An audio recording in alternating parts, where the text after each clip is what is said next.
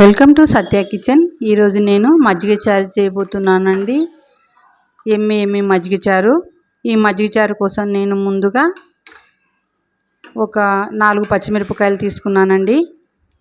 మీరు మీ టేస్ట్ తగ్గట్టు పచ్చిమిర్చి తీసుకోండి. ఒక చిన్న అల్లం ముక్క కూడా తీసుకున్నానండి. వీటిని మెత్తగా పేస్ట్ చేసుకుందాము. ఈ విధంగా పేస్ట్ చేసుకోవాలండి. ఇప్పుడు నేను ఒక 200 గ్రామ్స్ పెరుగు తీసుకున్నానండి. ఈ పెరుగుని ఉండలు లేకుండా మిక్స్ చేసుకోవాలండి. ఇలా ఉండలు లేకుండా మిక్సర్తోని మిక్స్ చేసుకున్న తర్వాత కొద్దిగా నీళ్ళు యాడ్ చేసుకుందామండి. ఇది పెరుగు గిన్నె కడిగిన వాటర్ అండి, అందుకని తెల్లగా ఉన్నాయి. మీకు నీరు ఎంత అవసరమో అంత వేసుకోండి. మీకు చిక్కగా కావాలంటే చిక్కగా, పలచగా కావాలంటే పలచగా తీసుకోండి మజ్జిగని. నేనైతే ఈ విధంగా తీసుకున్నానండి.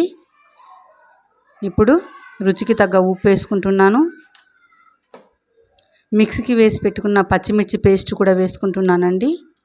పచ్చిమిర్చి అల్లం పేస్టు ఇది కూడా ఈ మజ్జిగలో వేసి బాగా కలుపుకోవాలి.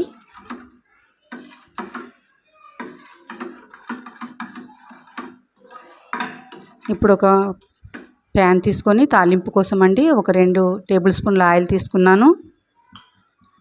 జీలకర్ర, ఆవాలు, ఎండుమిరపకాయ, కరివేపాకు, 2 ఎల్లిపాయలు, శనగదాలు, ఉరద్దాలు, శనగపప్పు, మినపప్పు అన్నీ వేసుకొని తాలింపు వేసుకోవాలండి.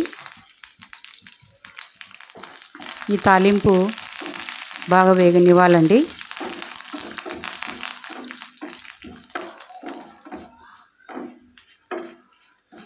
ఇప్పుడు ఒక చిటికెడు పసుపు వేసుకుందామండి. పసుపు మీకు కలర్ఫుల్గా కనపడాలి, పెరుగు పచ్చడి అంటే కొంచెం ఎక్కువ వేసుకోండి.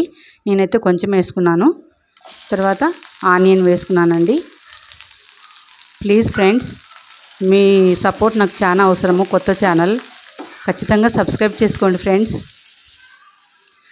ఈ ఆనియన్స్ కూడా ఎక్కువ వేగాల్సిన పని లేదండి, జస్ట్ లైట్గా అట్లా మగ్గితే సరిపోతుంది తాలింపులో.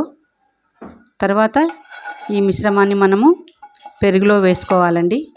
మజ్జిగలున తర్వాత కొత్తిమీర వేసుకోవాలండి.